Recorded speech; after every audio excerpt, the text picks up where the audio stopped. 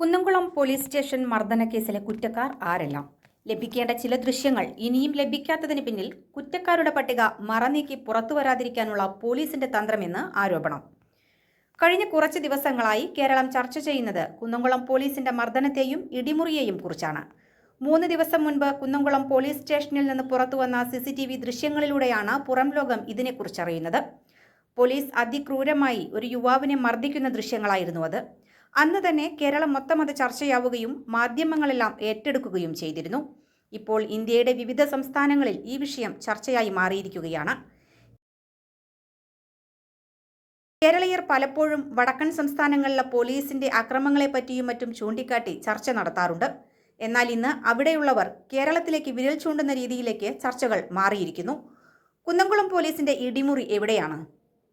മുൻപ് CCTVക്ക് മുൻപിലായിരുന്നു ഇടിമുറിയെങ്കിൽ ഇന്ന് അവിടെ നിന്ന് സ്ഥാനം മാറിയെന്നാണ് അറിയാൻ കഴിയുന്നത്. പോലീസ് സ്റ്റേഷന് തൊട്ടടുത്ത് കിടക്കുന്ന കോമ്പൗണ്ടിലെ പഴയ CIയുടെ ഓഫീസാണ് ഇപ്പോൾ ഇടിമുറിയായി പ്രവർത്തിക്കുന്നത് എന്ന് അറിയുന്നു. ഈ കെട്ടിടത്തിന്റെ താഴെ നിലയിൽ ACPയുടെ ഓഫീസ് പ്രവർത്തിക്കുന്നുണ്ട്. വൈകിട്ട് 6 മണിയോടെ ACP ഓഫീസിന്റെ പ്രവർത്തനം അവസാനിച്ചു കഴിഞ്ഞാൽ മുകളിലുള്ള പഴയ CIയുടെ ഓഫീസ് ഇടിമുറിയായി പ്രവർത്തിക്കുന്നു എന്നാണ് ഇപ്പോൾ ഉയരുന്ന ആരോപണം. 6 മണി കഴിഞ്ഞാൽ ACP ഓഫീസിൽ മറ്റ് ഉദ്യോഗസ്ഥർ ആരുമില്ലാത്തതുകൊണ്ട് തന്നെ ഇവിടെ നടക്കുന്ന ക്രൂരമർദ്ദനങ്ങൾ ഉയർന്ന ഉദ്യോഗസ്ഥർ അറിയുന്നുമില്ല. എന്തുതന്നെയായാലും കുന്നംകുളത്ത് പോലീസ് അക്രമങ്ങൾ ഇതാദ്യമായൊന്നുമല്ല. ഇതിനു മുൻപും പല ആക്രമണങ്ങളും സ്റ്റേഷനിൽ നിന്നും ഉണ്ടായിട്ടുണ്ട്. എന്നാൽ അവയുടെ ഒന്നും CCTV ദൃശ്യങ്ങൾ പുറത്തു വരാത്തതുകൊണ്ട് അതിൻ്റെ തീവ്രത മനസ്സിലായിരുന്നില്ല എന്ന് മാത്രം. ഇനിയും ചില ദൃശ്യങ്ങൾ കൂടി സ്റ്റേഷനിൽ നിന്ന് ലഭിക്കാനുണ്ടെന്നാണ് അറിയുന്നത്. അതുകൂടി പുറത്തു വരുമ്പോൾ ഇനി ആരെല്ലാം കുറ്റക്കാരാകുമെന്ന് കണ്ടറിയേണ്ട സാഹചര്യമാണ്. അല്ല, കുന്നംകുളത്ത് ഇടിമുറിയുണ്ടെന്ന് സംശയം മാത്രമല്ലല്ലോ, അതൊരു യാഥാർത്ഥ്യമല്ലേ. കുന്നംകുളം ACP ഓഫീസിന് മുമ്പിൽ ഒഴിഞ്ഞു കൊടുക്കുന്ന പഴയ CIയുടെ റൂം എന്തിനാണ് പിന്നെ തുറന്ന് പ്രവർത്തിക്കുന്ന രാത്രികളിൽ പകരങ്ങളിലും? എന്തിനാണ് അവിടെ പ്രതികളെ കയറ്റുന്നത്? അവിടെ പ്രതികളെ കയറ്റേണ്ട കാര്യമില്ലല്ലോ. സ്വാഭാവികമായും മെഡിക്കൽ എടുത്താൽ എന്ത് കഴിഞ്ഞാലും നേരെ വരേണ്ടത് സ്റ്റേഷനിലേക്കല്ലേ. അതിനെന്തിനാണ് മുകളിൽ കയറ്റുന്നത്? മുകളിൽ കയറ്റിയ പ്രതികളെ ലോക്കപ്പിലിടാതെ താഴ്ത്തു നിർത്താതെ എന്തിനാണ് മുകളിലെ നിലയിലേക്ക് കയറ്റേണ്ട കാര്യമില്ലല്ലോ.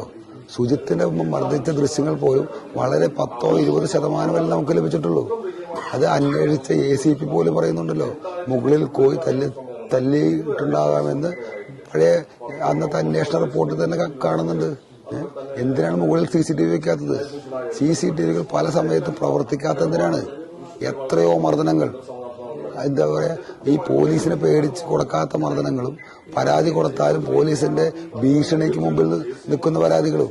എത്ര പരാതികൾ സിറ്റി പോലീസ് കമ്മീഷൻ കിട്ടിയിട്ടുണ്ടെന്ന് അന്വേഷിച്ച് നോക്ക്. സിറ്റി പോലീസ് കമ്മീഷൻ പറയട്ടെ, അവർ രേഖകൾ പറയുന്നുണ്ടാവുമല്ലോ ഇത്ര പരാതി കിട്ടിയെന്ന്. പരാതിയുടെ മുകളിൽ എന്ത് അന്വേഷണം നടന്നു, എന്ത് ചെയ്തു എന്നുള്ളതും സിറ്റി പോലീസ് കമ്മീഷണർ പറയണം. ഇവരുടെ ഭീഷണിക്ക് മുമ്പിൽ നമ്മൾ വഴങ്ങാതെ പോലെ പല പാവങ്ങളും വഴങ്ങിയത് കൊണ്ടാണ് ഇതൊന്നും പുറത്തേക്ക് വരാത്തത്. പല CCTV ഈ 2 സ്ഥലത്ത് വർക്ക് ചെയ്യാത്ത കാരണമാണ് ഈ CCTV ഈ ദൃശ്യങ്ങൾ ലഭിക്കാത്തത്. ഇത്രയും പോരാട്ടം നടത്തിയിട്ടാണ് നമുക്ക് പോലും ഈ താഴത്തെ നിലയിലുള്ള CCTV ലഭിച്ചത്. അപ്പൊ ഇടിമുറി പഴയ CIയുടെ ഓഫീസും ഈ ഇപ്പോഴുള്ള സ്റ്റേഷന്റെ ഓഫീസും ഉണ്ട് എന്നുള്ളതാണ്.